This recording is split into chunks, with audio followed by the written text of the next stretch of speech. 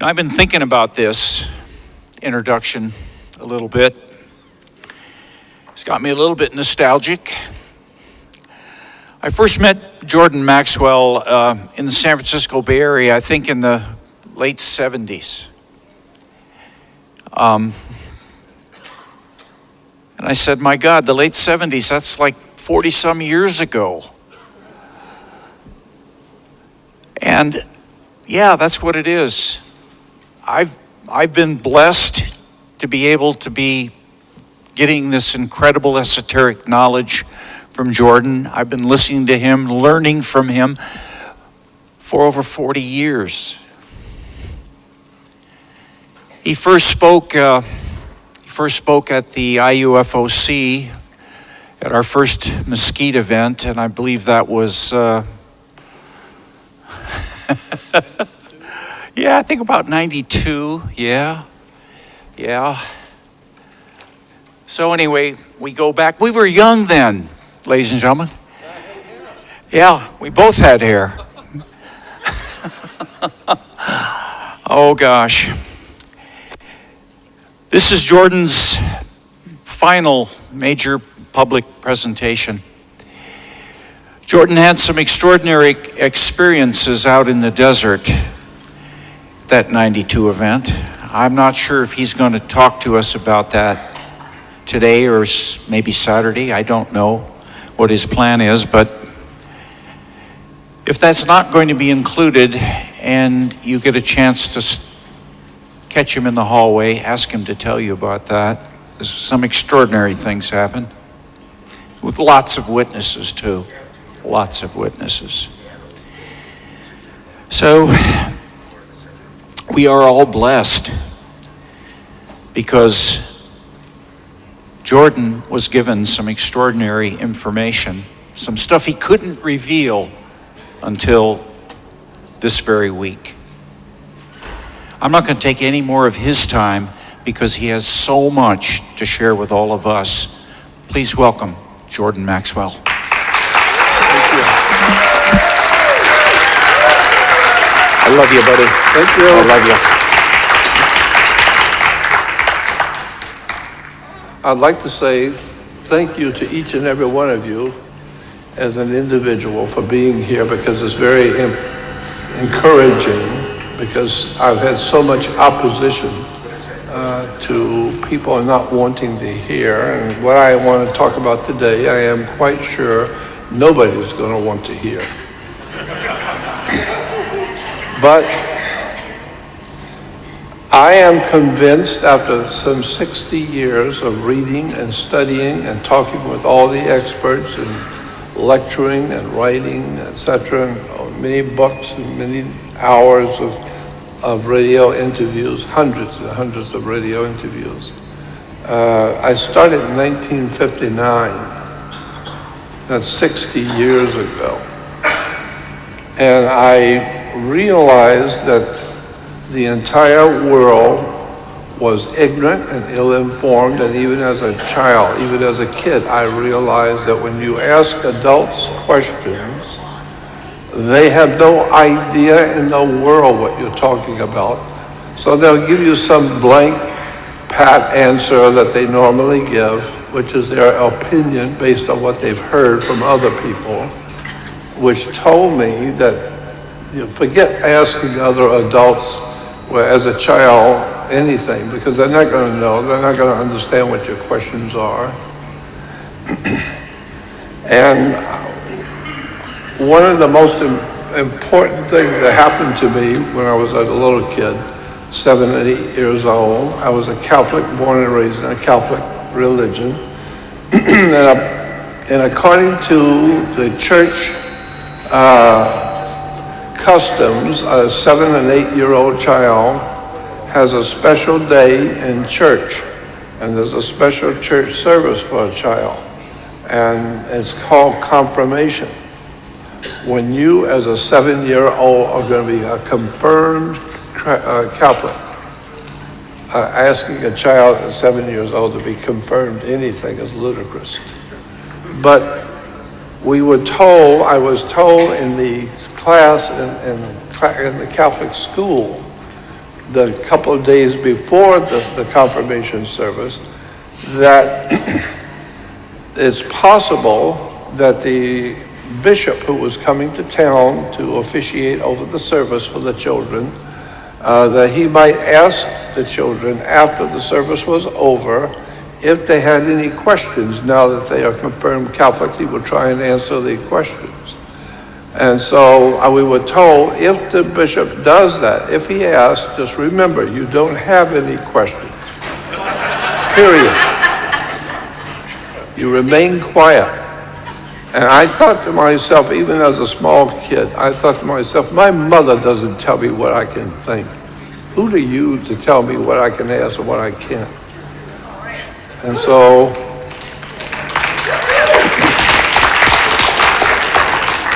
that night after the service was over, sure enough, the bishop asked the children, now that the service is over and you children are now confirmed Catholic, I will try and answer, if I can, I will try and answer any questions you may have. So I stood up because I knew I want everybody in this church to know who's talking. I stood up so everyone could see me. And I said, yes, Bishop, I have a question. I said, my father works with torches, like I'm a welder, and he lets me play with torches on occasions to teach me how dangerous they can be. And I know how important they are. And I said, suppose I had a torch that was burning, and an angel appears to me. If an angel appeared to me, because in the Bible it talks about angels appearing to men. And so suppose an angel appeared to me and I was holding a torch. Could I hit the angel with the torch? Would it hurt him? And he says, no. And I said, why not? And he said, because you can't even see an angel, must burn one.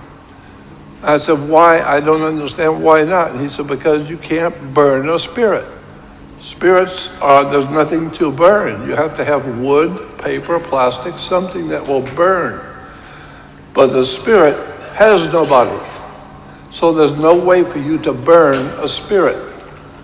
And I said, well, then why am I concerned about going to hell where my spirit will burn forever if you can't burn a spirit?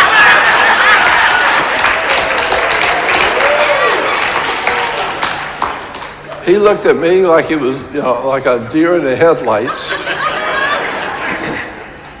And the little Catholic priest, very, very red-headed priest, standing very close to me, he said very loud for everyone to hear, sit down and shut up. And I thought, I can do that now. I've proven that this man doesn't know what he's talking about. So I began asking questions of adults, and I began to realize that adults do not have any answers. And the reason why is because their parents didn't teach them any answers. And the reason why the parents didn't know is because their parents didn't teach them. And so what we have is a continual repetition of people being born into this world, coming into the world as a baby, and knowing nothing and understanding nothing. And then they grow up and they have babies and they bring in babies, and more babies are growing up to have more babies. Eventually you'll have 7.5 billion people on the earth who have no idea why they're here, what they're doing, or where they're going, or where they're going to go when they leave here. So I decided that if I want to know, I need to do the research myself and start learning how to think. And being a Catholic, that's something you don't want to let people know you're doing. So to entertain myself, I used to drop Alka-Seltzer in the holy water.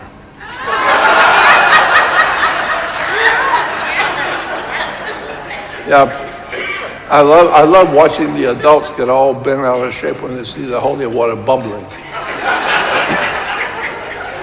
Anyway, so I learned a long time ago that you need to do your own homework. And what we're asking, the kind of questions I was asking, probably there was no real answer to it. Something you have to deal with in your own spirit.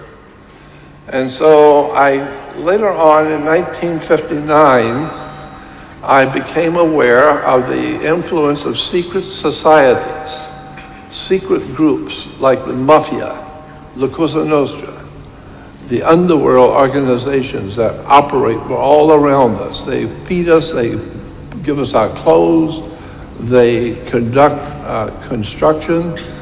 The whole world, especially the world, that kind of world that we live in, is really run by organized crime. And in my opinion, the most criminal organization that's ever existed on the face of the earth, in my opinion, after 60 years of inquiring, I am totally sure it is the Vatican. The Vatican is the most incredible, corrupt, dirtiest governmental system on the earth. And it has impacted America, it's impacted our country and our government, and it's an incredible story. So I set for myself the goal of studying as much as I could every day about the secret societies that run the world. And that started in 1959. Later on, after a few years, I came across a man named Anthony Helder. And Anthony Helder was a very big name in Hollywood at the time. And he had produced a series of records, 33 and a third records, all three of them. And it was called Illuminati. And in it, he had another man named Myron Fagan explain how the Illuminati secret societies operate in the world today. And it was the most incredible subject I have ever heard, most outrageous lecture I've ever heard. If you would like to hear it, it's on my website. I have a copy of it. I put it on my website. My website is Jordan Maxwell Show, S-H-O-W. You have to add the word show, jordanmaxwellshow.com. And when you go on jordanmaxwellshow.com, you will see an advertisement, a little flyer, talking about Jordan Maxwell Research website. So you have to join the research website.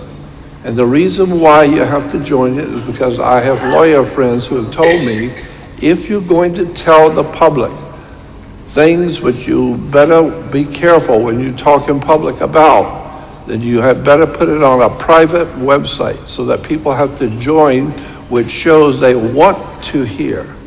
Because my lawyer friends told me, if you go to a restaurant and there's about 10 or 15 people with you, and you're sitting in the back of the restaurant with your group of people, whatever, at that dinner table, you can say anything you want about anybody. Call them any name you please, say anything you please about anybody. That's if your friends will accept it. But if you go on radio or go into the public and start talking that way, that's different, because government is empowered to protect the public. Therefore, if you're using terms and words and saying things about people that was very offensive, government can come in and ultimately shut you down, because they're protecting the public from hearing the truth or what you feel. And so I became fascinated with this subject of the Illuminati, and like I said, if you go on my website, Jordan Maxwell Show, and go to my Jordan Maxwell Research website, that's a private website and you have to join it. And it's only a one-time contribution for a lifetime subscription.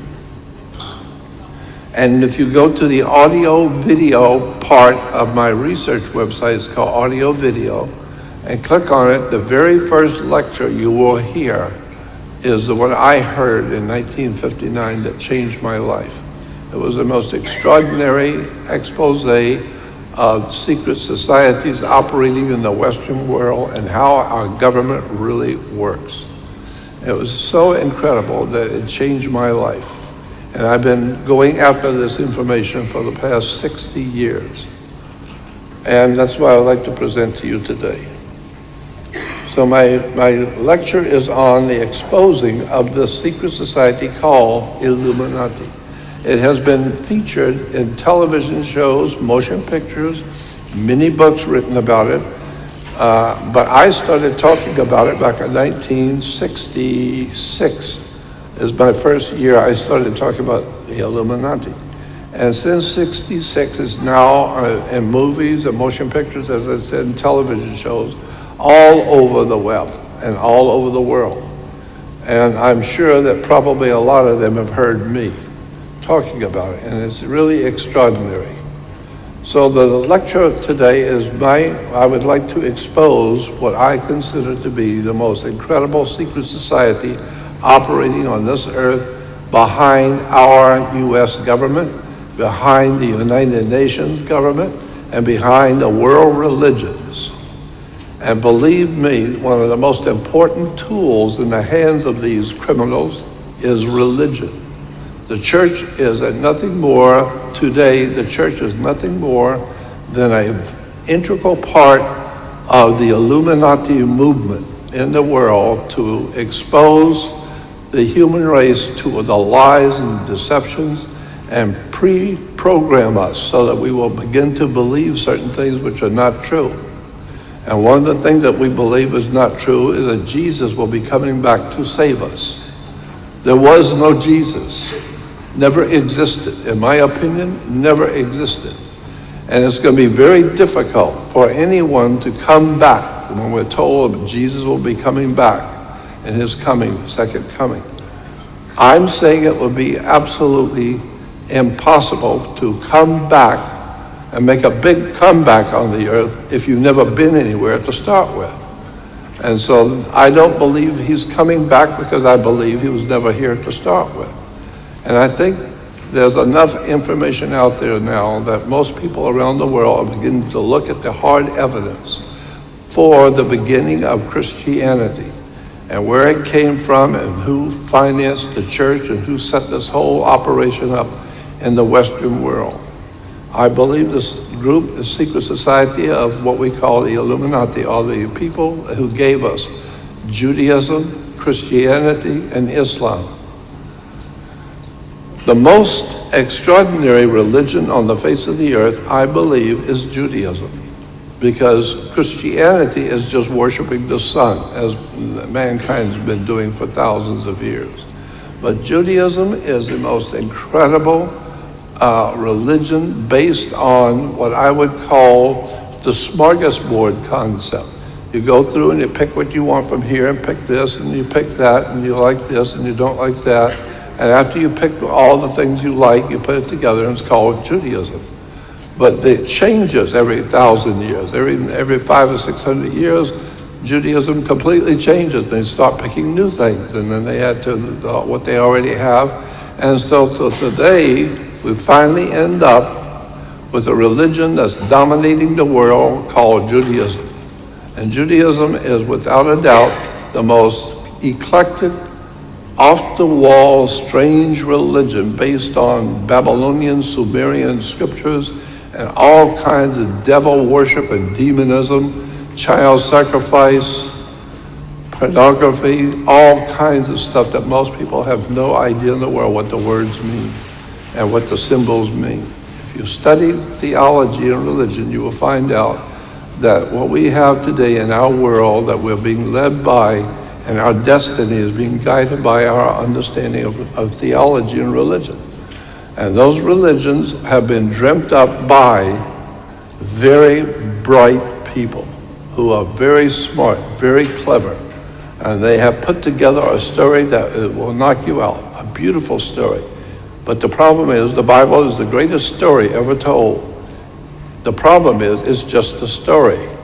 And once you understand where it came from and what is being said, it will extraordinarily impact your life. Because the whole of Christianity and Judaism and Islam is based on two things: the power of the sun and sex, period. Sex is the basis for Christianity, Judaism, and Islam. It's a very powerful force in the world, sex. And it has given us three of the major religions of the world. And most people are totally unaware of all the symbols that are right in front of you. And it's really quite a story. I mean, in order to be a clergyman in the Christian religion, you have to go to a seminary.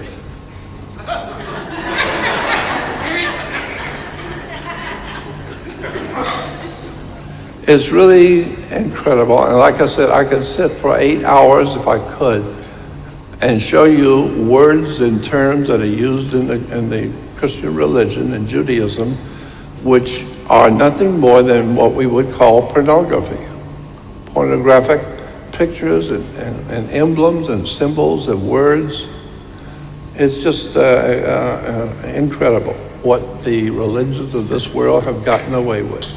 So, in order to explain the Illuminati, the Bible says in the New Testament, Ephesians 6:12, the Apostle Paul wrote about 4/5, I would say 2/3 of the New Testament was written by one man, Saul of Tarsus, the one that is in the Bible called the Apostle Paul. But the Apostle Paul, who wrote 2/3 of the Christian scriptures, was not a Christian. He was a Greek Gnostic. He was a Gnostic, has nothing to do with Christianity. And when you understand the Gnostic tradition, then you can understand the New Testament. It's an encoded message, an encoded story that you have never been told about, and it's presented in such a way to look like it's history of a religion that had happened. In point of fact, no, it's not a religious history. It's a Gnostic traditional story. And so the Apostle Paul, the Gnostic, wrote in the New Testament, Ephesians 6:12, he said, for we wrestle not against flesh and blood, but against principalities and against powers, against the rulers of the darkness of this world, against spiritual wickedness in high places. When I heard a lecturer talk about this once, it caught my attention.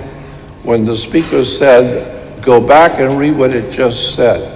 We have a war not against flesh and blood, but against principalities, against powers, and against the rulers of darkness, which implication is that the ignorance of this world, totally ignorance of this world, is being ruled over. Somebody knows what they're doing, and they're misleading us purposely. So the rulers of this world of darkness implies that there is a secret group of people in the world that know better, and they know exactly what's going on. They know the history of this earth, they know the history of mankind, and they are purposely misleading the human race to believe religious ideas which have nothing to do with the reality of the world we live in. So, books like Conspiracy Against God and Man, the study of the beginnings and the early history of the Great Conspiracy. This is what I choose to call this subject, the Great Conspiracy against the human race. Woodrow Wilson, the 33rd president, I think he was, of the United States, said, since I entered politics, I have chiefly had men's views confided to me privately. Some of the biggest men in the United States in the field of commerce and manufacture are afraid of something. They know that there is a power somewhere, so organized, so subtle, so watchful, and so interlocked, so complete and so pervasive that they had better not speak above a breath when they speak in condemnation of it. What the president is saying is that people who run this planet, the guys at the top, know that there is a very powerful secret criminal organization, like in your mind, like the mafia, like La Cosa Nostra, secret societies. And they are very dangerous and deadly. If you know about them, you need to keep your mouth shut. And I can tell you some stories you would not believe about the underworld. John Kennedy said, there's a plot in this country to enslave every man, woman, and child. Before I leave this high and noble office, I intend to expose this plot. Yeah, this was 7 days before somebody exposed him to a plot. He was assassinated. The President of the United States was killed in public, and nobody went to prison. No one went to jail. It was all washed over, and nobody cares. It's over and done. He's dead and gone. Somebody killed the president and got away with murder. There is another book called World Revolution, The Plot Against Civilization, by Nesta Webster, from the Webster dictionary family. She was very, very bright and very incredibly smart. And she wrote a book called World Revolution, The Plot Against Civilization. Here is a picture that is exactly, in my mind, a picture from the World Revolutionary Movement. It's called the WRM, World Revolution Movement. And it's a secret society of criminals who run banks, insurance companies, governmental systems, advisors to government. And I've known some of them personally, and I've learned some of this from the people I've known personally. And it's an incredible organization. You'll see in the back, above the head of the guy at the opposite end of the table, you'll see the pyramid on the dollar bill. The pyramid on the dollar bill, the eye on the pyramid on the back of the dollar bill represents the Jewish Messiah. The Messiah in Judaism, the one who is to come, the Messiah, is a word that is used in the ancient Greek and the Hebrew religion for a triangle with an eye on top of a pyramid. Many people do not know that. Many Jews have no idea in the world what that eye on the pyramid represents. It's their Messiah. And the same word in the ancient Greek is used in the New Testament for Jesus. Jesus is referred to as the chief cornerstone, which is in the ancient Greek language means a triangle on top of a pyramid with an eye. So that pyramid on the dollar bill represents the human family, the whole human race. And that triangle at the top represents the Messiah, the highest intellect and the highest spiritual presence in the universe that mankind is building up to. We're all hopefully climbing up the pyramid of knowledge and wisdom to be able to reach up and touch the Messiah, to reach up and touch Jesus, the greatest knowledge that we could possibly have coming from God, because it's an eye in the pyramid. The eye is, of course, the sun. Anyway, here in the 11th report is called the Senate Investigating Committee on Education. It's the California legislature. This is a California state document. And as you will see, it's published by the Senate of the state of California. This is back in 1953, the regular session. It says, since many intelligent persons, even in high official positions, do not appear to have acquainted themselves with the real nature and the seriousness of communism, it is perhaps appropriate to give briefly some really informative and authentic data concerning communism. Goes on to say communism and Russia are by no means synonymous. Russia merely occupies the unfortunate position of being communism's first victim. Communism is synonymous with world revolution and seeks the destruction of all nations, private property, and all political and civil liberties. And this is what we want to talk about today. So-called, the next page in the California Senate report says, so-called communism, modern communism, is apparently the same hypocritical and deadly world conspiracy to destroy civilization that was founded by the secret order of the Illuminati of Bavaria on May 1st, 1776.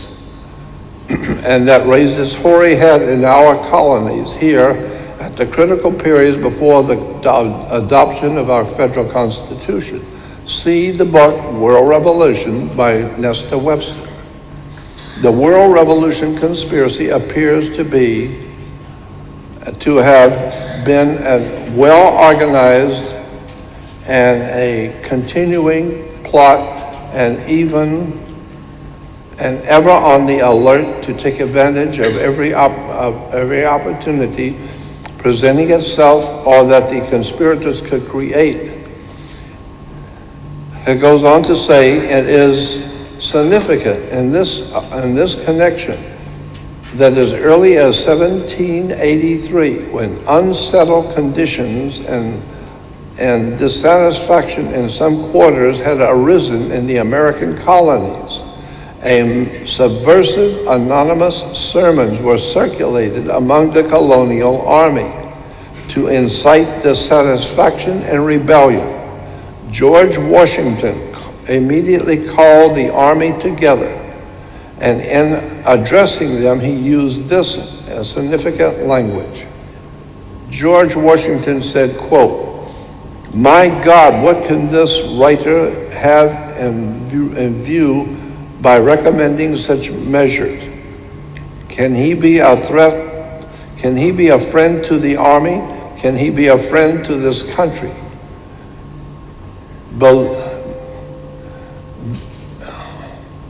Can he be a friend to this country?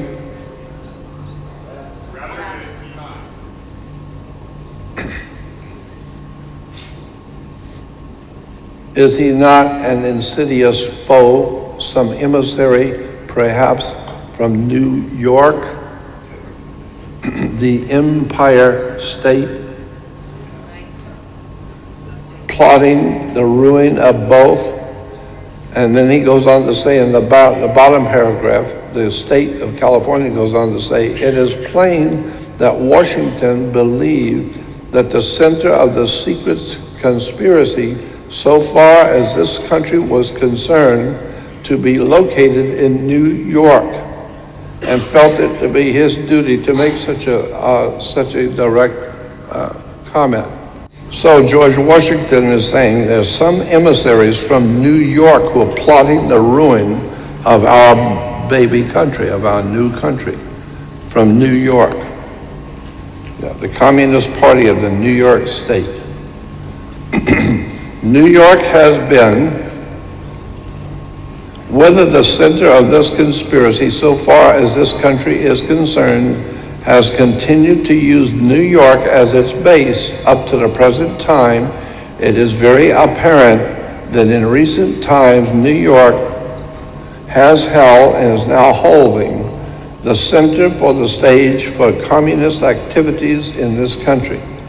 So we now see that the second paragraph goes on to say the recognition of May 1st, 1776 as the founding date of this World Revolution conspiracy is not so difficult to understand when in recent times the rioting and bloodshed on a worldwide scale is all over the world on May Day. May Day. May Day is a revolutionary day to celebrate the founding of the World Revolution conspiracy to overthrow governments of the world.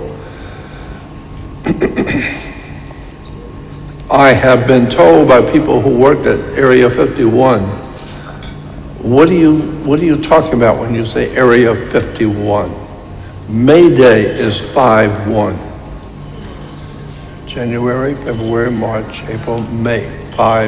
May Day is 5/1. Area 51 is the revolutionary movements are there in Area 51, providing the research and the development of all the communistic activities going on in the Western world. Area 51 is a hotbed for otherworld research, otherworld life forms. I know that I've seen them myself, and so I know there's a connection between, ultimately, one day we will see the connection between the extraterrestrial presence in our universe and the world communist movement and the world Nazi movement. They are being led by spirits. They're being led by what the Bible talks about, demons and devils and spirits and ancient spirits. Well, there is something to that idea, that there are life forms on this earth that are far superior to us in our intelligence, and that they are the powers behind our world governments, our religions, and our institutions that guide the whole human family. It talks about, maybe Johnny, you could read this. Okay, can they turn my mic on? We have the audio? In issuing this manifesto, the communist conspirators evidently believed the time had arrived when, with the aid of ignorant victims, a worldwide takeover could be accomplished.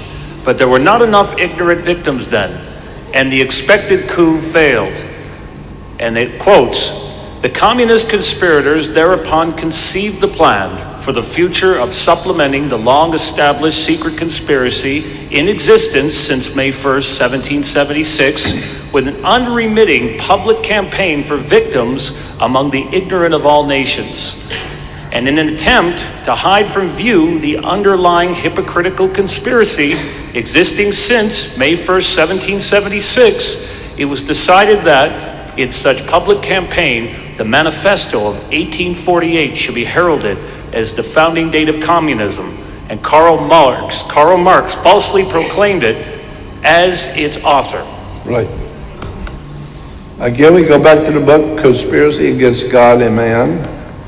It says, regarding these same secret and powerful forces, Benjamin Disraeli, who was the first Jewish Prime Minister of the British Empire, Benjamin Disraeli, the English statesman, gave testimony in the British House of Commons in July of 1856. And on that occasion, he said, "There is in Italy a power which we seldom mention in this house. I mean the secret societies in Italy. It is useless to deny because it's impossible to conceal that a great part of Europe and the whole of Italy, France, and a great portion of Germany, not to say nothing about the other countries, is covered with the network of these secret societies, just as the surfaces of the earth is now being covered with railroads." So he's talking about this government was moved to make the following statement. This person was moved to make the following statement. The governments of the present day have to deal not merely with other governments, with emperors and kings and ministers, but also the secret societies which have everywhere their unscrupulous agents and can at the last moment upset all the government's plans.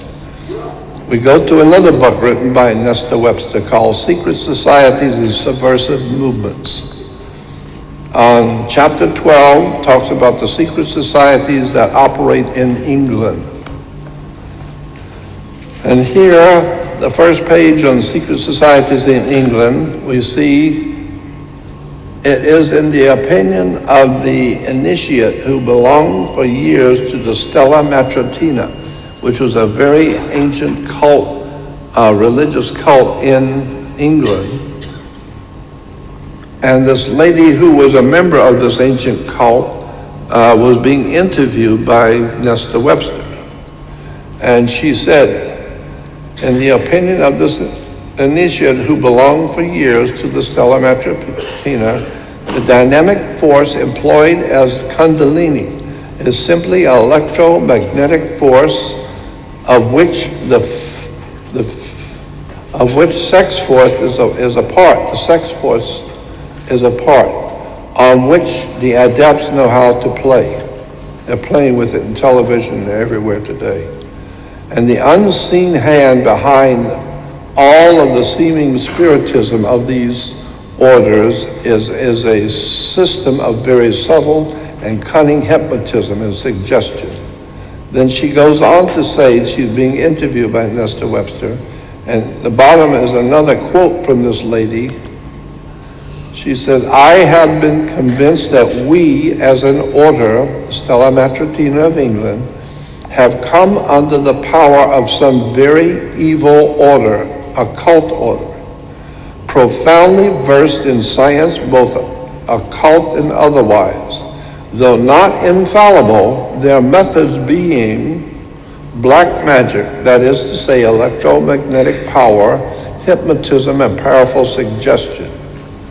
She goes on to say, we are convinced that their order, Stella Matritina, is being controlled by some kind of a sun order, after the nature of the Illuminati, if not by that order itself. Some kind of a sun order? That's an interesting term. In order to understand the world crises today, we need to go back 4,400 years ago to the Mesopotamian sun worship. Later became the Aton worship of ancient Egypt. And this is where the real story begins. Aton worship is the problem we're facing today on the earth all over the world. There is a very powerful secret society that we loosely call Illuminati. But what they are doing is they're using the occult mystical powers of ancient Egypt, and they call it Aton, A-T-O-N, Aton worship. Aton worship is the worship of the god of the sun in Egypt. The sun god was called Aton, A-T-O-N. Aton became Aten, and Aten became the sun god of Egypt. And so the Aton worship in ancient Egypt is what's dominating us today. Here is a picture of Aton, the sun god, in the ancient Egyptian system. The Aton was a very powerful secret society sun god, and the sun illuminates the human world. And so when the sun brings light into the world, we say they are enlightened, or Illuminati. They are illuminated. Highly intelligent secret societies knowing things in science and occultism and mysticism and war and technologies that we humans know nothing about. But these people at the top of the world who are running our world for us, they are Aton worshipers. Now in Hebrew, the word for God is Yahweh. Yahweh, Y-A-H-W-E-H, is the God of Israel, whose name was revealed to Moses as 4 letters called the Tetragrammaton. If there are any Jews here, you will know Tetragrammaton is a name which Israel allows anybody to use the name Tetragrammaton to represent God of Israel. But you cannot use his name. You can only use a term which is associated with his name. And that term is Tetragrammaton. Tetragrammaton in the New Testament, names and titles of God in the New Testament. And the word testament and the word Tetragrammaton is the name of God of Israel called Tetragrammaton. Tetra means 4. Gram, G-R-A-M-M, means letters. Well, you'll see there are 4 Hebrew letters inside the sun burst. And so the Jews are worshiping what we call the Tetragrammaton, because the Aton was the Egyptian sun god. So therefore, this would explain all the mysticisms going on in secret societies, in government, and all of the incredible betrayal of the human race, because we have Jews which are worshiping the Aton. And this Aton worship is all part of government, of religion, churches, synagogues. All over the world, the Aton is a dark force of world criminality. And it's 4 letters worshiping the name of God in Hebrew. So it's called the tetragrammaton. Let's talk about the sun itself as a powerful symbol. Thousands and countless thousands of years ago, the sun was obviously a very powerful symbol to the ancient prehistoric mankind. They didn't understand the sun. They didn't understand themselves, just as we don't today. But the sun dominated the whole of the earth. And so about almost 4,500 years later, today the sun symbol still dominates the world of mankind in every respect. So we see that the rising sun over the mountains is a very powerful picture in the minds of ancient peoples, because it represented the coming back of life, because it gets very dark at night and very cold and frightening, and it's only until God's Son comes and he returns. And so the question has to be asked, who owns the sun? Well, obviously nobody on the earth owns the sun. Well, if the sun is owned by someone, who would it be? And then you say, well, if you're philosophical about the question, or if you're inclined to be religious, you could say that God owns the sun.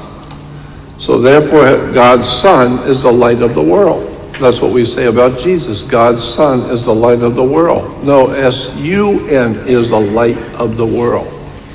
And God's Son is our risen Savior. Why? Because every morning about 5:30 he rises. And the sun is your Savior. Watch what's going to happen to the human race if the sun is ever gone. If the sun doesn't come up, we're dead in 3 weeks. So therefore, God's Son is the light of the world, and he is our risen Savior. And it's an incredible story about how Christianity was built up by the Illuminati and given to us when we were children, and we didn't realize that the Vatican was actually the center for organized crime. I don't know if I said this at the beginning, but the Holy Father in Rome is referred to as the Holy Father. And the Holy Father is the Holy Father because he represents God. He's the original Godfather. And so that's where we get Mafia, La Cosa Nostra, Our Thing, the secret societies in Italy, basically because the Roman Catholic Church is the answer to all the connections with organized crime around the world. The sun has always symbolized not only the light for mankind to see his way each day, but more importantly, intellectual and spiritual enlightenment of the intersoul or mind of mankind. So that's why we say, oh, it just dawned on me what you were saying. It just dawned on me. What do you mean dawned on you? It means that the sun, the light of the sun, just came into your dark, ignorant, ill-informed, and unread mind that you've been stumbling around the world with your darkness in your mind. And someone who is trying to intellectually, spiritually advise you and teach you something, we say, well, that person's brilliant. Well, if he's brilliant and he's trying to tell you how to think and trying to show you where things come from, then you say, oh, it just dawned on me. So we say things like, oh, I see what you mean. It just dawned on me what you're talking about. What do you mean dawned on you? Well, the sun just came up in my brain. I've just been enlightened. I've just learned something because I can see it now, because the sun is up and now I can see what you're saying. So I can see what you're saying. It just dawned on me. Well, it's like the earth is people are waking up all over the earth continually, on a continual basis. As the sun moves across the earth, where the light is, the people are waking up. It just dawned on them. The sun is up, time to get up. But the other half is sound asleep. And so that's what we are up against. People like myself trying to educate the world around me. But most people are ignorant and ill-informed and in the dark and have no idea in the world about the extraterrestrial connection that is guiding our destiny. And one day it's going to show. We have such abilities to educate ourselves through newspapers, magazines, etc. Newspapers are called Sun community newspapers. The Daily Sun, the Sun Sentinel, the Sun newspaper, the New York Sun, the Herald Sun, the Las Vegas Sun, the Alpine Sun, the Claremont Sun, the Vancouver Sun. These are all newspapers based on the idea that the sun, when it rises, it brings light into the world. And now you can read and understand what's going on with your life. So that's why we have newspapers called the Sun Times. And here you have worldly rulers on the earth who wear a sun disk on their head. We see that in almost all the ancient cultures. The kings and rulers wear the sun disk on their head because they represent the sun god, Aton. But I need to remind you, Aton was a very powerful demonic god. It was not the god of intellectual, spiritual enlightenment. No, it was a very powerful evil god, the Aton.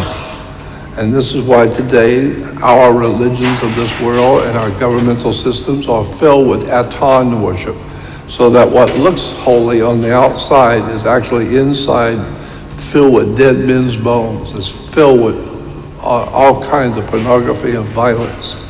It's a very bad story about how we've been deceived into thinking that Christianity represents God. It does not.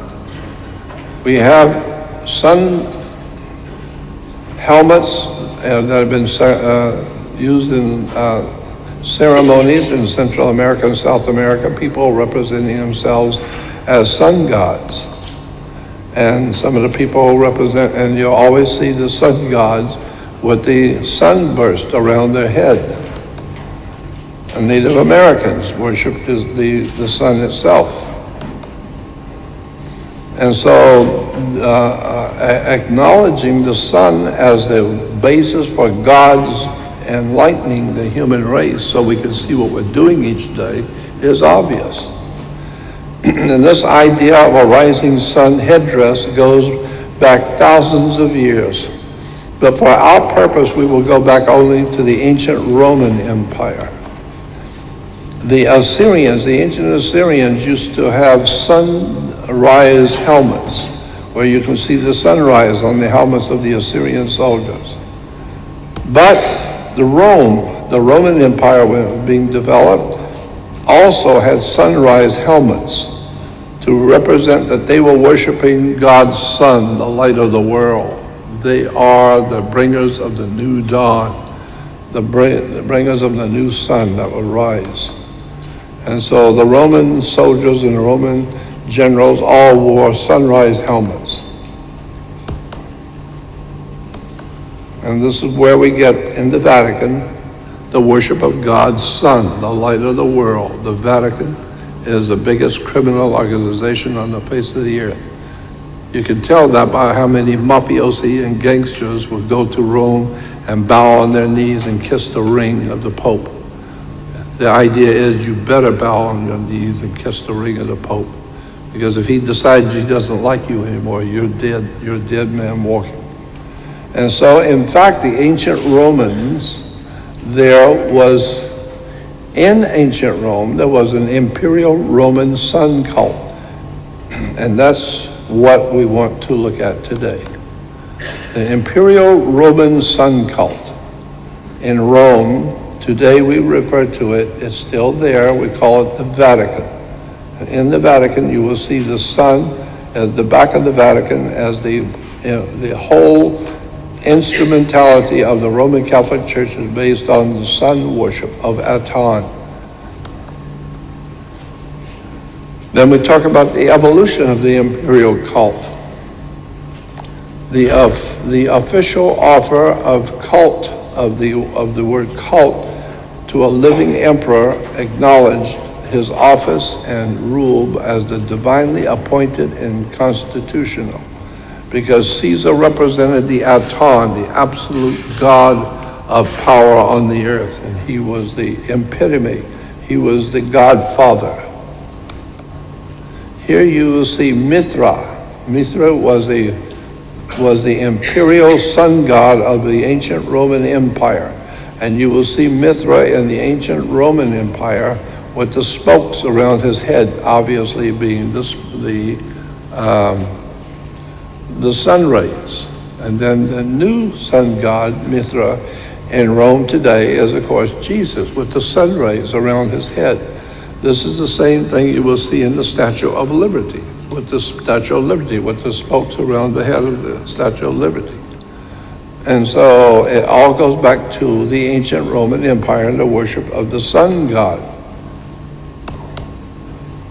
And in this book, one reference book about the ancient sun cult, it talks about the sun cult to the 1st century of Europe, the political background, the establishment of the cult of Solus Invicti, and the dogma being taught, the continuation of the cult of Solus Invicti.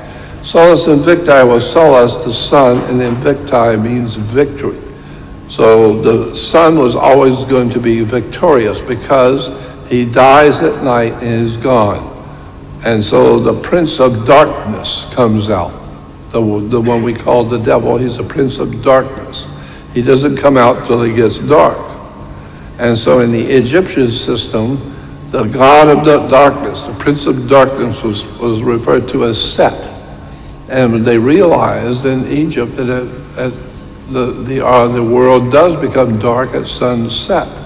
So he's the evil sun who is named Set. And so the invincible Mithra was a Solus Invictus, which means he's victorious. Every morning he will rise again. He may have been chased away and died at night, but he will come back and he will rise again. And so he's always going to be our risen Savior. Dios Solus Invicti is the true Roman sun god. Now at this point we need to point out that in all cultures the sun was and still is represented by the eagle. For example, the eagle is a symbol for the rising sun and its glory and power. The strong link between eagles and the sun can be traced back to the ancient times and the ancient empires. The sun was always associated with eagles because the eagles fly high and they have incredible eyes that can see everything. So the ancient people said, well, that's what the sun does. It flies high, they can see everything a man does. So God's watching you. And here we have Caesar. And you will see on his breastplate the sun god, Aton, the sun god. And beneath him is the eagle, which represents the sun god in Rome. In the Second World War, here's Benito Mussolini's fascist coin on the left. And on the American side, the U.S. fascist coin on the right. It's almost identical. It's because America is the new Roman Empire. America is the new empire of Rome. Why? Because Caesar, in the history books, it would tell you, if you go back to the history books, every morning Caesar would get up and would, quote, go up on the hill. So we know that the Roman Senate was up on the hill. It was called Capitoline Hill. This is what we have. Every morning the president gets up, he goes up on the hill. What hill? Capitol Hill. That's what it was called in Rome. So therefore, Caesar now is officiating over the empire on Capitol Hill, the Roman Senate. And the president today has to deal with the Senate and on the Hill. So we're talking about the same identical government, because when Caesar left Europe, Caesar took over all of Europe. He wasn't happy with controlling Europe. He wanted Britannia. He wanted the British Empire under his belt. So he sent his troops into England and took over the British Empire. And he set up his government in England to represent the Roman Church, the Roman Vatican, the Roman Church, or the Roman power source in England. And where was that? What city did Caesar use as the center for his powerful government in England? He chose York, England. York, England was where the center for power, Roman power in the British Empire was in York, England.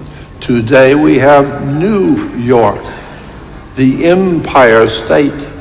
That's because New York is the state of the new Roman Empire. So the New York is the Empire State. Incredible story about what New York really is and what America really is. We are the Roman Empire. So we see that the eagle is representing the sun, and above the eagle's head on the dollar bill you will see 13 little stars. You see the 13 stars together? What do they make up collectively? Collectively, those 13 stars, you will see they make up the Star of David. The Star of David is above the American eagle's head, and you will see there are 13 arrows on one side of the eagle and 13 leaves and berries on the other. And there are 9 tail feathers. That's because in world Nazi Freemasonry, and what we call Roman Freemasons, in Roman Freemasonry there is something called the Council of Nine. Supposedly there are 9 men who control the Vatican's secret societies of organized crime. 9 men. And that's why there are 9 tail feathers on the bottom of the eagle, because the tail feathers direct where the eagle can fly to. So the eagle represents the Roman Empire. But there's a problem with eagles. They only have 2 wings. They have a left wing and a right wing. And so today, that's what we have, a left wing and a right wing press, a left wing and a right wing in America. So we see that the eagle is a symbol for the sun. Now comes something interesting now. The rising sun god, Shemesh, is cutting his way through the mountains of the east on his gravestone cuneiform seal showing the major solar deity of the Akkadian dynasty, which ruled in Mesopotamia for about 2350 to 2200 BC. You will see in the middle, inside the round circle of the sun, the sun god Shemesh is rising through the mountains. And on the right-hand side it says the ancient Akkadian sun god Shemesh, which is a Hebrew term for the Aton. They call it, the Jews call him Shemesh, which is the Aton, the sun god. The ancient Akkadian sun god Shemesh is now the Old Testament God of Israel, who today is known as El Shaddai, which basically means the more we change, the more we stay the same. Still worshiping the old Aton in Israel. Here is a better picture of that seal. And you will see the sun god coming up from the mountains. He's coming up between the 2 mountains. Now, look at the sun god as he's coming up between the 2 mountains, and you will see on the bottom right, you will see an Egyptian interpretation of the same sun god rising above the mountains. This is the same identical symbol as only in Egyptian. And you will see the sun rise between the 2 mountains of Shemesh or Aton. Holy is my God. A very ancient world-class symbols of the God of the world rising between 2 mountains is still used in religions today. So we have holy is my God. And this holy is the God Shemesh, who is coming up through the mountains and clawing his way through the mountains and rising. What's interesting though is this idea of the sunrise between 2 mountains. You watch this. First of all, there was a book put out just recently, the last few years, called Fire in the Minds of Men, The Origins of the Revolutionary Movement. The Origins of the Revolution, the World Revolutionary Faith and Movement, by James Billington. James Billington was the chief librarian for the Library of Congress. You don't get any more mainstream than that.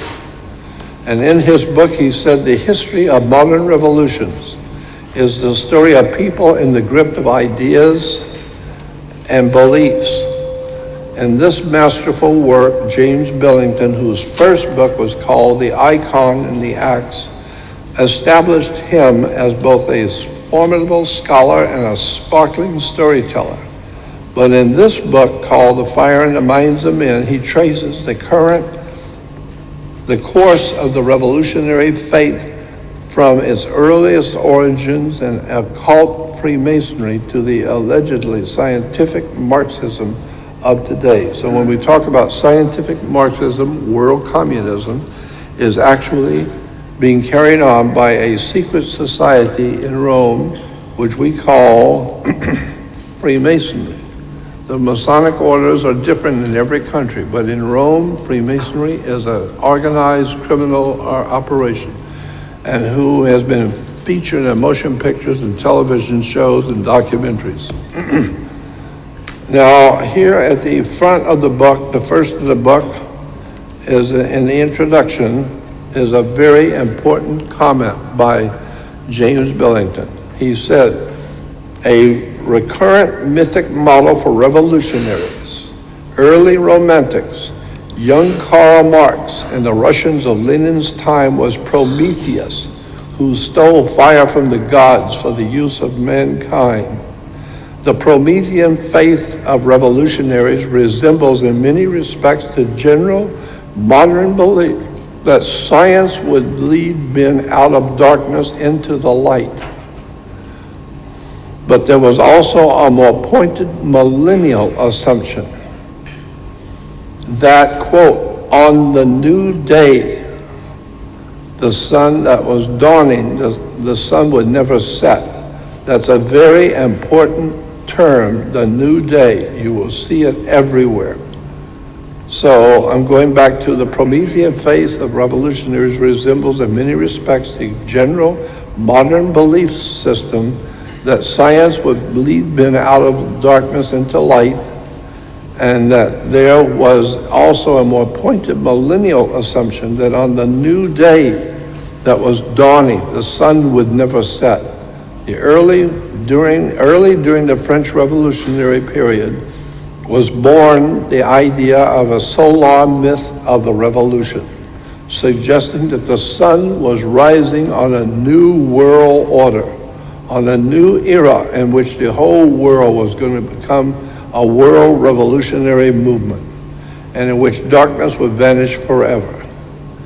The image became implanted at the level of consciousness that simultaneously interpreted something real and produced a new reality. The new reality that they sought, the French Revolution sought, was radically secular and stringently simple. The ideal was not the balanced complexity of the new American Federation, but the occult simplicity of its great seal on the all-seeing eye atop the pyramid over the words Novus Ordo Seclorum, which is the Latin for New World Order. And that's what the Pope is always talking about, the coming of the New World Order. We should all work toward the New World Order.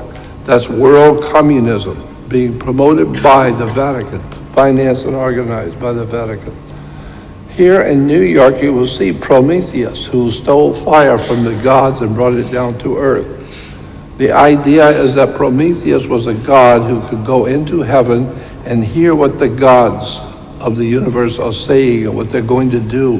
And then he would take those secrets from the gods and quietly come down here to the earth and tell us how to form our Illuminati to control our earth, just like the gods are doing it with our whole creation. And so here in New York's Rockefeller Plaza, you have Prometheus, of course. Rockefellers were the most important financiers of the Communist Party of China. The Communist Party of Russia was financed by the Rockefellers. They put up the money to form the Soviet Union. And so here is Prometheus stealing fire. Here's a close-up picture of Prometheus stealing the fire from the gods. And this is the same fire that you will see on the back of the dime and the Statue of Liberty is holding. The Promethean fire of revolution represents the fire of revolution around the world. Again, the recurrent mythic model for revolutionaries and early romantics, the young Karl Marx and Russians of Lenin's time, was Prometheus. And then I dropped down to where it says, and that the new day that was dawning, the sun would never set. During the French Revolution was born the solar myth of the revolution, suggesting that the upheaval was being caused in France by the solar myth of a world revolution that was coming to the whole earth. And these were the French Grand Orient Temple Masons that were holding this belief and promoting it through the Vatican. Masonic Orders of Fraternity by Manly P. Hall. Manly Hall was a profoundly gifted Masonic master, and he was my dear friend. But in his book called The Masonic Orders of Fraternity, he wrote this: the direct descent of the essential program of the esoteric societies or schools, the direct descent of the essential program of the esoteric schools was entrusted to groups already well conditioned for the work. The guilds, trade unions, similar protective and benevolent societies had been internally strengthened by the introduction of a new kind of learning. It was called communism, a new learning, a new way to view the world of government. And the advancement of this plan required the enslavement of the boundaries of the philosophical overstatement. A world fraternity, we're talking about a new world order, a world fraternity was needed, sustained by a deep and broad program of education according to the method. Such a fraternity could not immediately include all men, but it could include and it could unite the activities of certain kinds of men. Yeah, all mafiosi gangsters, regardless of their racial or religious beliefs of the nations in that they lived, and the nations that they lived in. These were, Manly P. Hall's words says, these were the men of towardness, those sons of tomorrow, whose symbol was a blazing sun rising over the mountains of the east. He goes on to say, while it is difficult, obviously, to trace the elements of a pattern that was never intended to be obvious, the broad shape of the design is dimly apparent. There is a secret, invisible empire, a world revolutionary communism and mafiosi and organized crime on the earth. But the most important part, it says, these were the men of towardness, those sons of tomorrow, who used a symbol. Their symbol was a blazing sun rising over the mountains of the east. Over the mountains of the east, a blazing sun that these cult Freemasons are going to use as they build their new world communist order over the world. Well, here in North Korea, you will see the communist symbol of the sun rising over the mountain of the east. And they're all celebrating the rising sun of a dawn of a new day.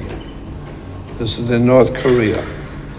Communist Party in India is a Marxist-Leninist Communist Party in India. And what do you see as the sun rising over the mountains of the east?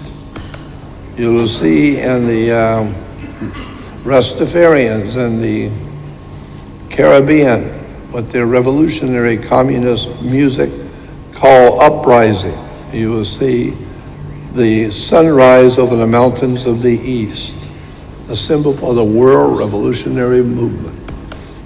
Here on the stamps of Israel, you will see in Israel on the stamps, these were the men toward us, those sons of tomorrow, whose symbol was a blazing sun rising over the mountains of the east. And there it is in Israel. Here you will see some of the countries that when the Soviet Union took over in Asia, the Soviet Union had so many little countries under them. And all of these little countries that the Soviet Communist Party took over, all the countries were always symbolized by a mountain rising over the sun rising over the mountains of the east. Here's Romania with the sunrise over the mountains. In communist Mongolia, you'll see the sun rising over the mountains. You'll see it everywhere in the Soviet Union. In Armenia, you will see the sun rising over the mountains of Armenia. The sun rising over the mountains. And here it is again in Armenia back in 1919. You'll see the sun rise over the mountain. It's a symbol for the world revolutionary Masonic order, who's operating out of the Vatican, operating purposely to overthrow the governments of the world and to bring under subjection all of the people of this world under a communist regime, under a one world government with absolute power over the whole human race. You will always see the sunrise behind the mountains and all communist symbolism of the different countries that communism has taken over.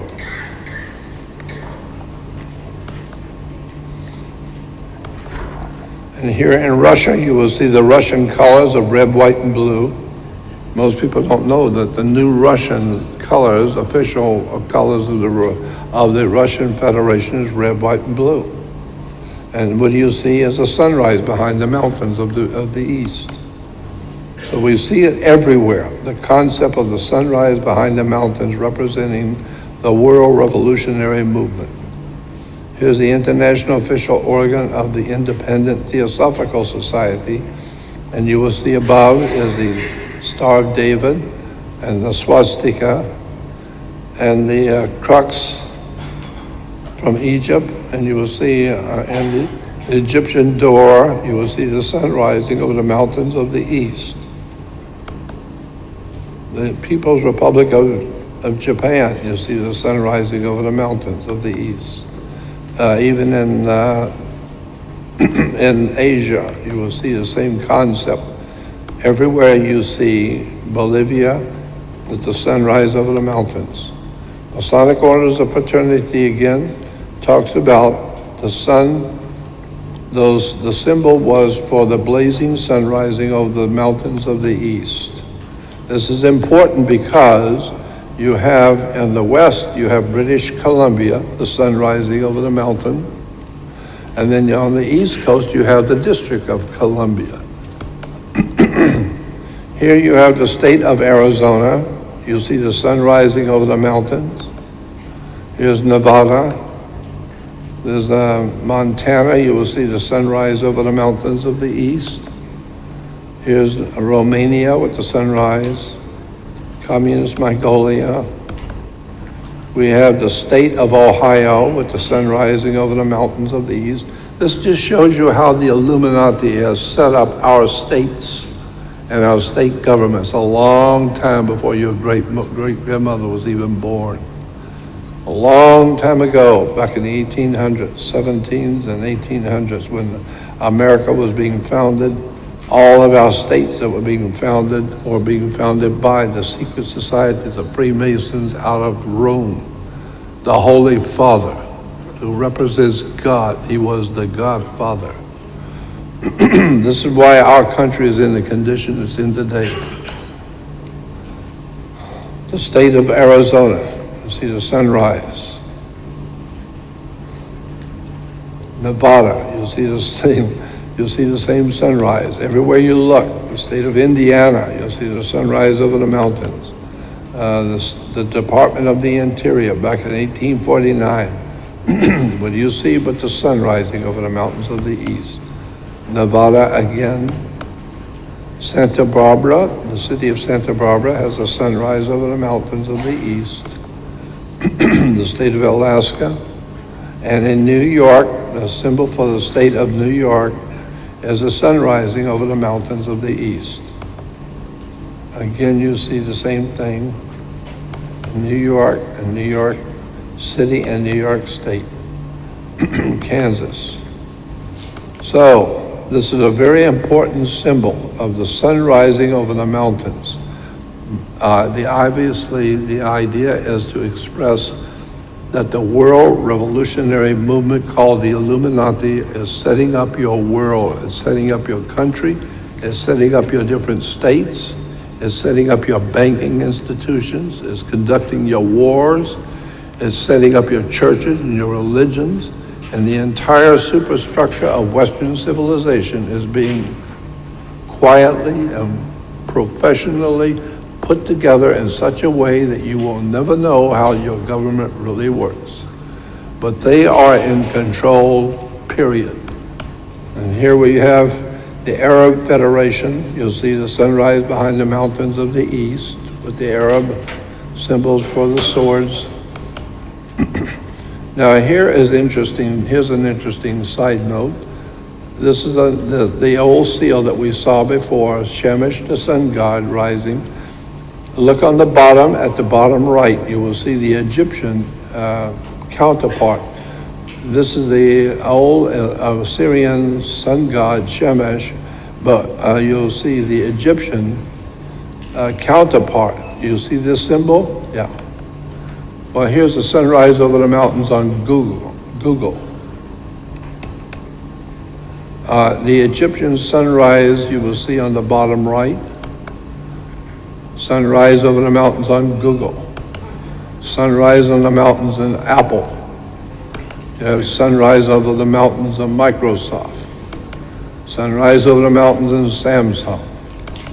Sunrise over the mountains on Twitter. Sunrise over the mountains on Facebook. Sunrise over the mountains. Sunrise over the mountains. This is why all of these different systems are referred to as social networks. Why? Because it's socialism. Socialism is referred to as the USSR. When there was a Soviet Union, it used to be called the USSR. USSR for the Soviet Communist Party was the Union of Soviet Socialist Republics, USSR. Today we don't have socialist republics, we have the whole entire world is now being brought into some kind of a world socialist movement or world communism in which the whole earth is going to be guided by a secret society of Freemasons operating out of Rome. As far back as we could go back in history, we could see it came out of Rome. And the new day that was dawning the sun would never set, the new day. Well, here's the Soviet coat of arms back in 1923. The 1923, when the Soviet Union was being founded, they had the Soviet coat of arms. All countries must have a coat of arms.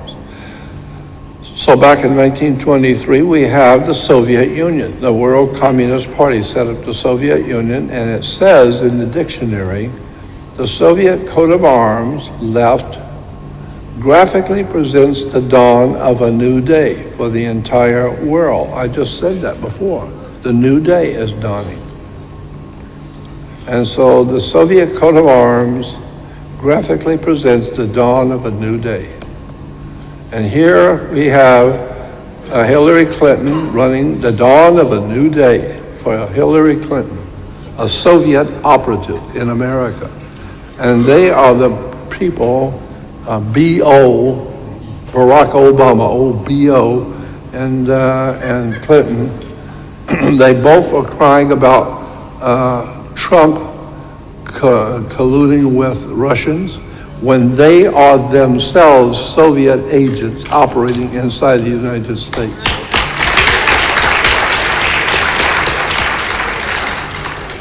pretty incredible, the dawn of a new day. The Communist Party was ecstatic over the 2008 election because they finally got old B.O. into office. Barack Obama, the world-famous communist, Marxist-Leninist overthrower of the United States of America, and the people loved it. The people loved him. Well, that's what the Illuminati masters, the Freemasonic orders out of Rome, they knew. The people will love Obama because he's a black man and he talks like a white man. And Hillary Clinton with her dawn of a new day. A new day is dawning. Yeah, thank God he's gone. Here we have Mr. Obama's win was announced in Times Square, New York. And all the airhead, dingbat, knuckle-dragging, goofballs, uneducated dingbats are all crying because we've finally got an old Marxist-Leninist communist who's going to bring about a new world order. And we've been praying for someone to come and bring a new world order, world communism, and this is incredible. A new day dawns for our country, yeah. Ralph Nader says, yeah, it's a new day for America. Yeah, Spider-Man is a brand new day for Spider-Man. In 1939, you will see, 1939, the World's Fair. What was the theme for the World's Fair in 1939? See the sun through the grave. It's the dawn of a new day. Hail the dawn of a new day. That's the 1939 World's Fair. 1939 when the Second World War began with Adolf Hitler. And here it is in Deutschland, Germany. You will see the sunrise on the left behind the mountains of the east, and you will see it's a Nazi symbol. Here again, there's a sunrise behind the mountains of the east, and on both of those symbols, you will see it's the eagle with the swastika. Here is an article from the German magazine, talks about Adolf Hitler, the old Adolf Hitler, the old Marxist-Leninist Soviet communist Nazi Führer, who fed the German people the scam from the Vatican and British BS, and it's worked. It worked for a while. Hitler said Germany can be saved only by the dictatorship of a national will and the determination to take action. My fellow Germans, awaken. The new day is dawning. I've heard that before. The Nazis with the new day that was dawning, with the communists in Russia whose new day was dawning, and now it's finally starting to dawn on the whole world. We have been had. The entire human race is now in the hands of the secret societies because our states were founded by them, our government was founded by them, our criminal justice system was founded by them, their court systems. It's an incredible story of how the Western world, America, has been betrayed, and ignorant people have no idea in the world what's coming down and what's going to happen to America soon. It's all there. The dawn of a new day, says Hitler. Pope calls for a world new order. I can imagine. Soviet coat of arms, the dawn of a new day. This is talking about the Solomon's Temple. In the Hebrew dictionary, it talked about the temple was laid out on the east-west axis with the entrance to the east, on the east.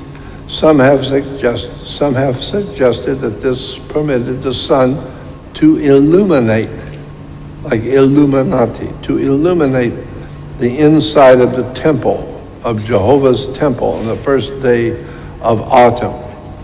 And that this was related to the solar cult of the festival of Yahweh's enthronement. the sun god Aton, tetragram Aton. We see it on Jewish symbols, sunrise Torah.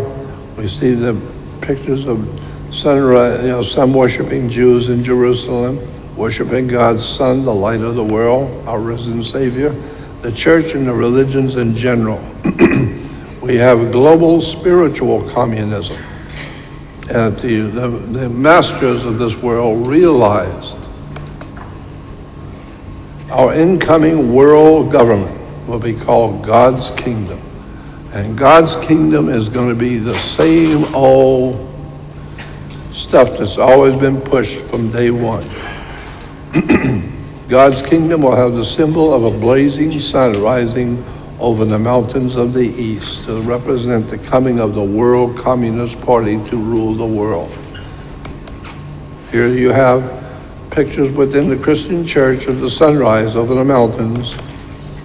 Christian challenge, you'll see the sunrise over the mountains. The whole idea of Christianity is based on the sunrise over the mountains of the east. Stained glass, where the hapless father is showing his wife and the children, see, here's what we're going to be crawling on our knees to. The Masonic Order of Italy, under the Holy Father, who represents God through the world Godfather, who's going to bring about the new day and a new dawn of the sunrise. And Jimmy Carter, oh Jimmy, in a speech in Plains, Georgia on the dawn of November 3rd, 1976, Jimmy said, "I see the sun rising on a beautiful new day." A beautiful new day, Jimmy Carter. No wonder our country has been raped and plundered and our laws are trashed and our future is being trashed. So we have something called the New Day, which is CNN. I call CNN the Communist News Network, the New Day. And so the New Day is presented in CNN, and what is the inside of? It's inside of a red square. That's what in Russia, they have a red square in the Soviet, and the Soviet government, it's in the red square. And so this whole idea of the dawn of a new day for the entire world is coming about. Nearly a dozen big Republican donors backing different presidential candidates are coming together to help fund an advertising campaign attacking the frontrunner, Donald Trump, who faces sharp criticism from rules this week for his inflammatory comments about Muslims. Matthew David, a spokesman for the group planning this attempt by the Super PAC, calls the New Day for America. And this is where it's going to be supporting an Ohio governor, and this whole new thing about to overthrow the President Trump is being guided by an organization called the New Day for America, the World Communist Movement. Now, Karl Marx, we know, has been called the father of communism. He was the father of nothing. He didn't come up with communism. It was the Illuminati, Freemasons.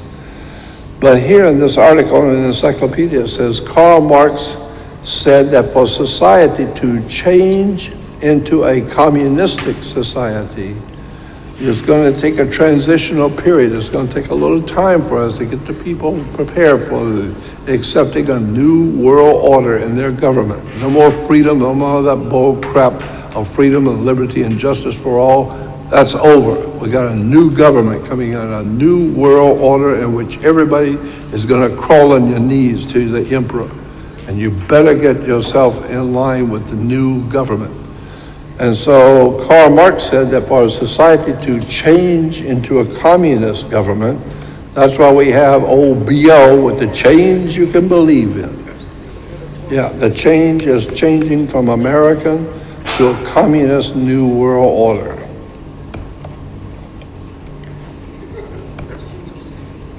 Here in the Discovery Channel had a series of videos put out about the life of Adolf Hitler. And it says on the back of this video, it says, Volume 1, the early years of Adolf Hitler.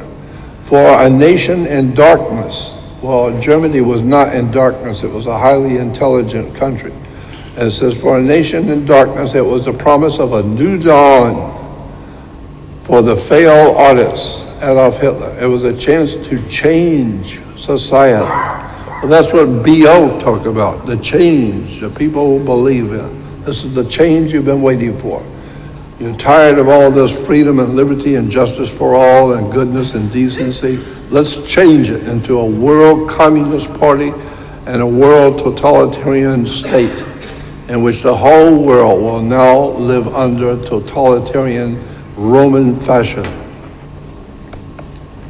The dawn of a new day, communist crap was not new, of course, but back in 1939 we see the World's Fair was called the dawn of a new day in New York, 1939 World's Fair.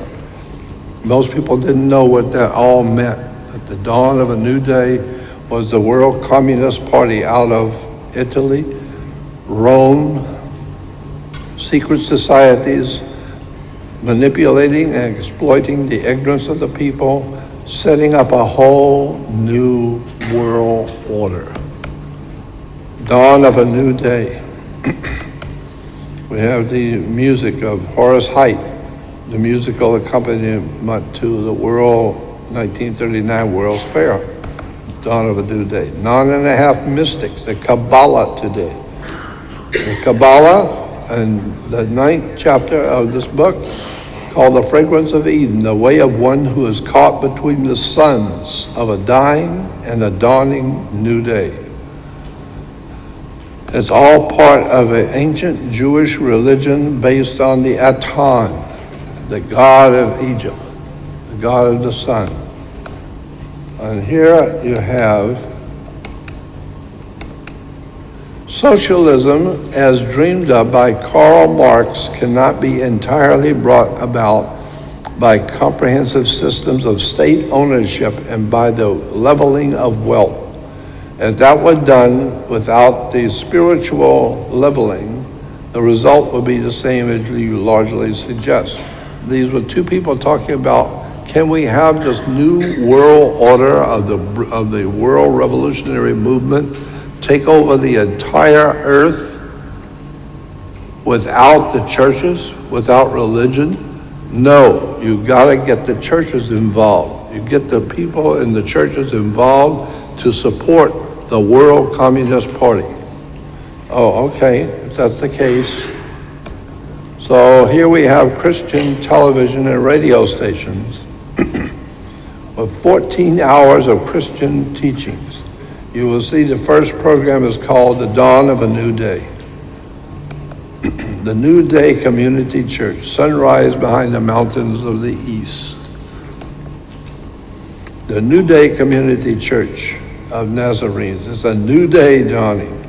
So get ready and get on your knees and be prepared to accept the Lord in the new day which is coming. The new Messiah, a new order on the earth. You always see the sunrise behind the mountains of the east. The churches have bought into this stuff big time. It's a new day. Christianity has bought into this Masonic new day, new dawn crap, and the people have no idea in the world. They're just following, as they always have. They just follow what their preachers tell them, and their church is going all the way for the dawn of a new day. Here's a daily Bible study. We need to study about the dawn of a new day. New Day Christian Church Fellowship. It's all over the web, everywhere you go. New Day Christian churches. Everything is the new day and the new dawn with the sun rising. And Jesus, of course, is the sun who's rising. He is our risen Savior. Of course, Jesus is your risen Savior because Jesus represents the sun. And the sun is your risen Savior. If it don't come up tomorrow, we're dead in 3 weeks. So the sun is your risen Savior. So if you're looking for God and anything spiritual in churches, you might as well forget it. This is one great big Marxist-Leninist communist operation that is now hovering over the entire world. And the people of this world have no idea in the world what this stuff really means and where it actually came from. But it's coming. Now, what's interesting in conclusion, and here is the really interesting part, the culmination of all of this. The New Day Church for people like you. And I'm thinking to myself when I first read that, the New Day Christian Church for people like you, who have no brains, who are brain dead, who have never been educated, who don't know how to read, can't think, and have no idea in the world what's going on.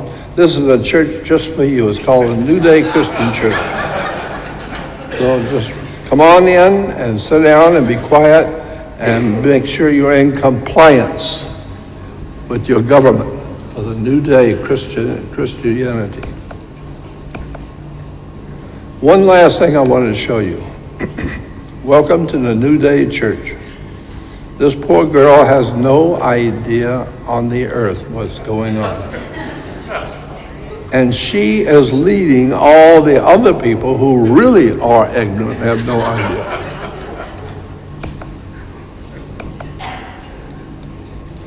So we can say that the Communist Party, the dawn of a new day for the world of Christianity, is over. The churches are now fully in the hands of the Masonic order out of Rome. This is why the Vatican and the Roman system of Freemasonry operates throughout the whole world. And the people have no idea in the world what the symbols mean and where it came from. But this is what's important as from me, from my point of view. I do this little piece in on the end. Back in the 1980s, early 1980s, there was a television show about aliens who came from another planet and came here to this world and wanted to take over the world of mankind. And they were reptilian aliens.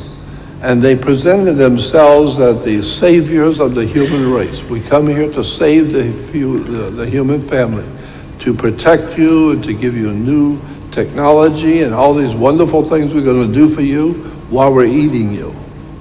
And so the television show was the original miniseries called V. Do you remember this? Did you ever see it? Yes. Okay, now V was redone a couple of years ago. A couple of years ago, ABC, this was originally on NBC. ABC, equally as bad as NBC. I always say ABC is all about communism. NBC is nothing but communism. And CBS is a communist broadcasting system. So in the 1980s, there was a television show, this is important, a TV show called Original Miniseries V, where it was a story of the extraterrestrials who came here in a huge saucer-shaped disc, and they took over the earth, and slowly but surely they were being able to take over the whole world. And little by little by little, they're taking over the entire earth. And the article in the newspaper talked about how V stands for victory. Well, the communists have a victory. This is the emblem or the sign that gets spray painted over posters of the alien race that have come to the earth and is used as a sign of rebellion for those who stand against the aliens, the reptilians in form. The aliens disguise themselves as humans. They look human. And in order to pull them off their guard, pull the people off their guard, the aliens look like beautiful humans, and they've come here to help you. They're going to help you like Jesus. They're going to help you like the church. And what they're going to help you, you'll see. They claim that they are in need of a chemical substance on our planet and ask for our help to produce it. In return, they offer to teach us about their advancements in science and technology that the aliens have, and little to the humans' knowledge. The reptilians are in fact stealing our water and cryogenically freezing humans to transport them back to their planet for food. That sounds about normal. The series centers on the efforts of a journalist named Michael Donovan and a group of rebel fighters who try and save the planet by fighting against the aliens. So if you remember that show, it came on back in 1980 called V. Well, ABC also created the show just recently. And here it is on ABC Network. The TV series called V. And V in the magazine is being advertised and says ABC has released this full new preview of V, which is the re-imaging of the 1980s miniseries about the world's first encounter with an alien race and what the aliens call themselves the visitors, and have a seemingly friendly agenda and may or may not be covered for something more malevolent. So ABC has redone the television show V. Then another ad that says this: the full V preview now online. The source is ABC Television. ABC has released a full new preview of V, which is a re-imaging of the 1980 miniseries about the world's first encounter with an alien race, and which the aliens and them call themselves the visitors, and have seemingly friendly agenda that may or may not be covered for something more malevolent. And here is the punchline to this whole lecture. And in the TV series, the so-called alien visitors, they distribute a booklet among the people of the world explaining their mission here on the earth. And the TV series, the so-called visitors distribute a booklet explaining their mission here on the earth.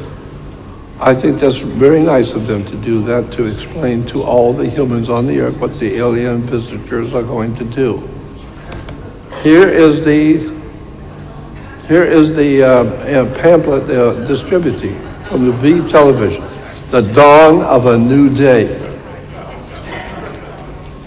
This is ABC Television promoting world communism and the video V. And they're telling us that it is the alien visitors who have put us up to this crap and who are misleading the entire human race. About 10 minutes.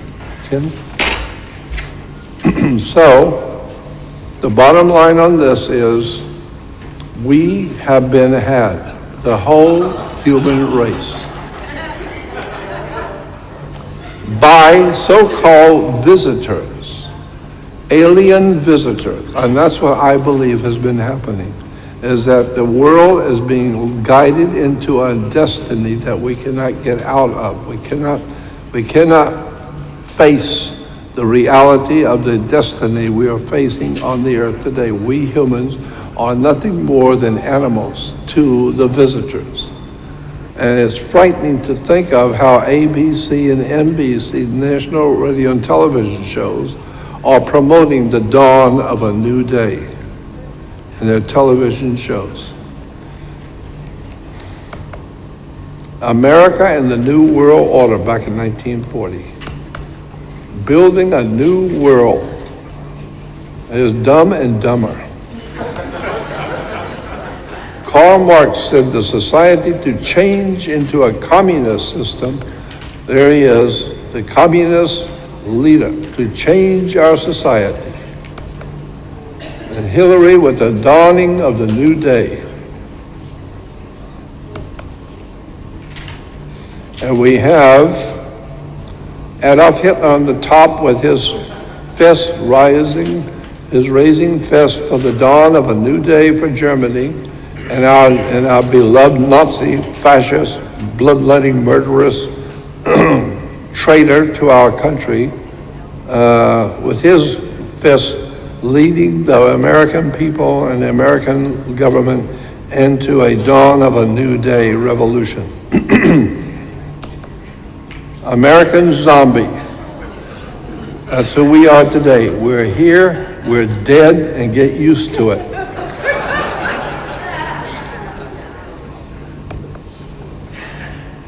And here is Adolf Hitler giving the communist symbol, the salute for the World Communist Party, and we have Miss, what's her name? Debbie Wasserman Schultz, the head of the Democratic Party. Miss Schultz, a nice Jewish girl, with her hand raised with Adolf Hitler for the dawn of a new day for the American people. My God, these people are horrible. We need to wake up and let the world know that this is not going to work. All over the world, humans know that there's something very bad coming, and something very bad is in the wind.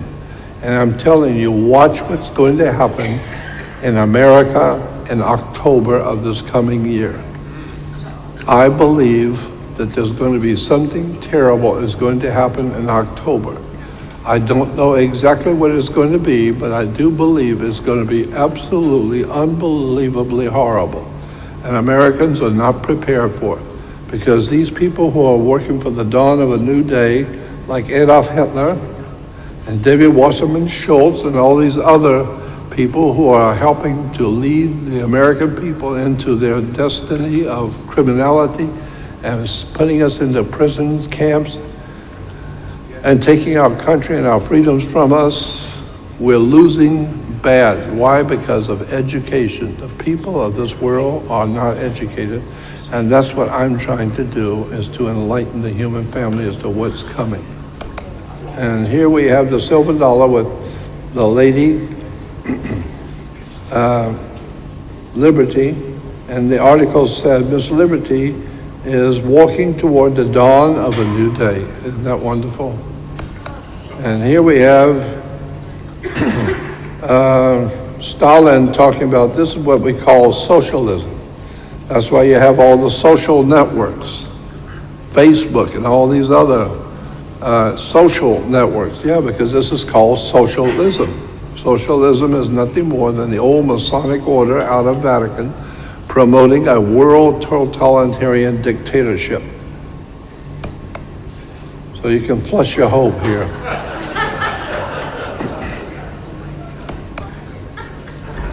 Who is behind the world communist plot to destroy civilization around the world? The guys who are really behind this stuff in the Vatican is a special group, and you need to know who they are. Here they are. They're called the Jesuits. As far as I'm concerned, the Jesuits are the original men in black. The Jesuits are a special priesthood who are designed and promoted and designed to do one thing, and that is to overthrow mankind's governments and bring about a new Vatican Masonic new world order in which all nations of this world will crawl on their knees to the Holy Father, who will bring about what we call a new world order out of Rome. This is what we're now dealing with, a group called the Jesuits. Jesuits, purveyors of world violence since 1540. World violence by the Jesuits. The secret plan of the order.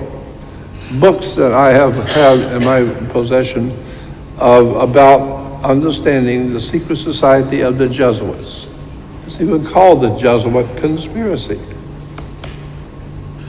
Code word Babylon, danger in the Vatican, the sons of Loyola and their plans for world domination. The Jesuits out of the Vatican. It is my opinion, said the Marquis d'Affilat, in my opinion, that the liberties of this country, the United States of America, will be destroyed if it will be by the subtlety of the Roman Catholic Jesuit priests. For they are the most crafty, dangerous enemies to civil and religious liberties. They have instigated most of the wars of Europe, says the Marquis d'Affilat, the French statesman.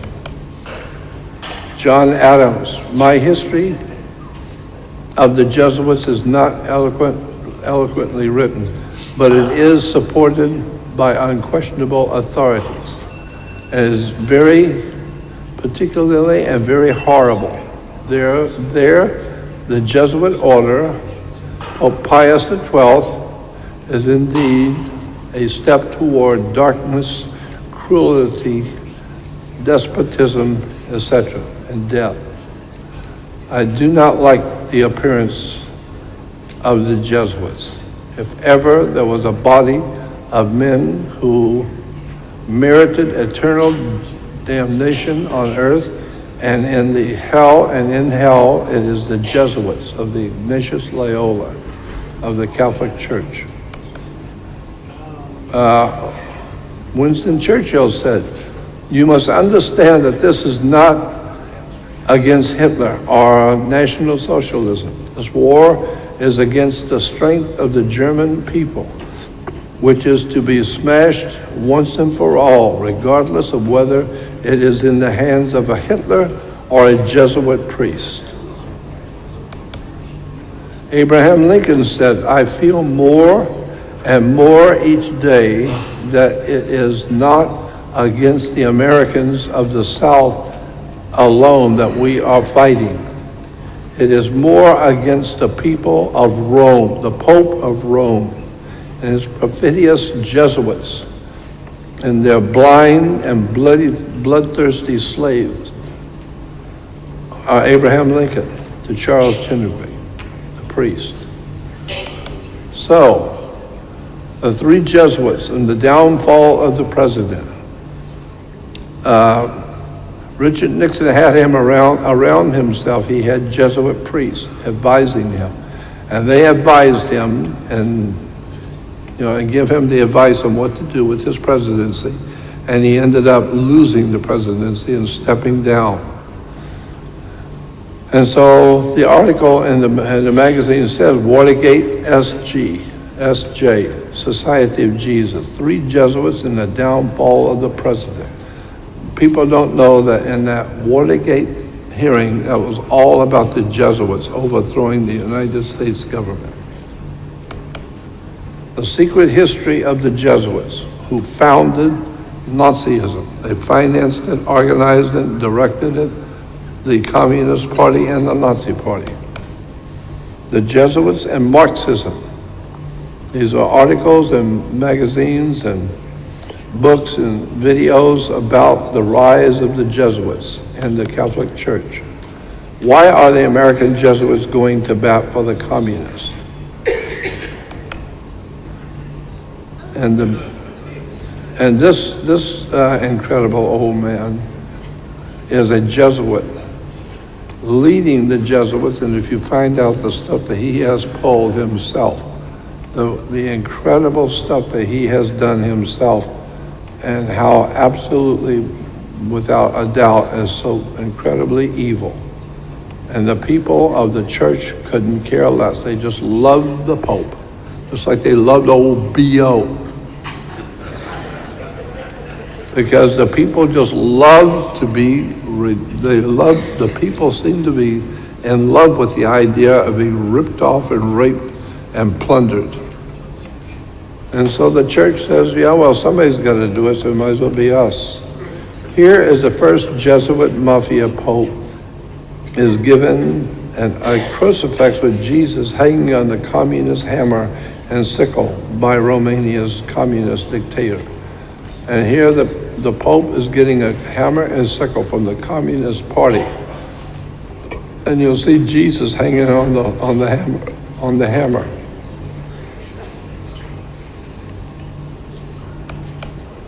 The Jesuits were organized by the religious zealot Ignatius Loyola.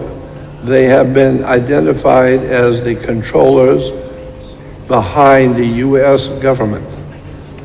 They are themselves merely lieutenants of the cult of Anton.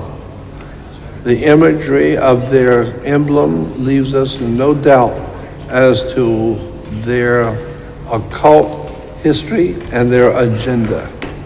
A new world order under the coming Son of God. And here you will see the two official Jesuit priests, one's blue and one's red, and that's what we're told that our country is being divided between blue and red. The Jesuits are behind our political processes and our governmental systems. I think that we are being taken over by extraterrestrial. In Europe, they have statues. Incredible. Here's Jesus, blue and red. Jesuit priest, and you'll see Bush on one side and the other dingbat on the other side.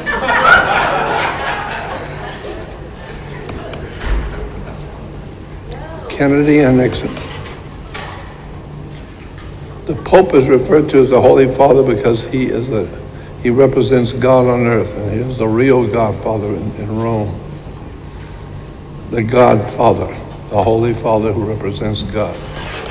Anyway, who's going to be our president? Say it again. Who's going to be our president, our next president? What did she say? She asked you who was going to be our next president. You've already got him. You've already got the next president. Trump will be the next president. There's no doubt in my mind about that. But it's going to really be very, very difficult because they are planning on some kind of an international movement against Trump. And there's no doubt in my mind about that. He's going to go through some terrible times because they are trying to overthrow him and get him out of office because they know that he knows what's going on and he knows who the enemy is, and they're trying to get rid of him because they know that the next election is going to be really tough. So I believe that we're going to see some terrible things happening soon. And I want to thank you for putting your time, and thank you for listening to me. Jordan Maxwell, everybody.